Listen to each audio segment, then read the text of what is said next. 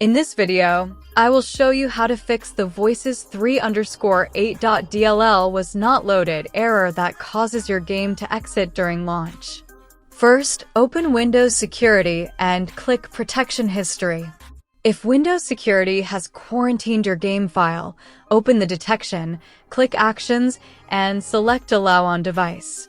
If you are using a third-party antivirus like Avast, Norton, AVG, or McAfee, uninstall or temporarily disable it, as it may be blocking the game files. Next, go to Virus and Threat Protection, click Manage Settings, then open Add or Remove Exclusions. Click Add an Exclusion, choose Folder, and select your game's installation folder.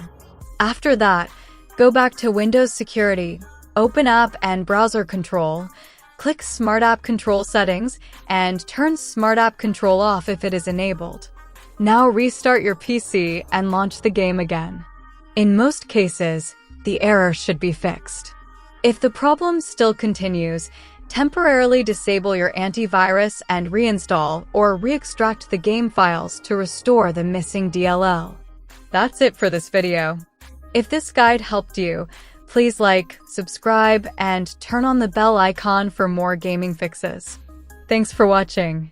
No, I don't take shit, I got no love for the fakeness. If you wanna play tough and wanna hate this, I'll always show up and make a statement. I don't ever slow up, no, I don't take shit, I got no love for the fakeness. If you wanna play tough and wanna hate this, I'll always show up and make a statement. Everything I do so instinctive.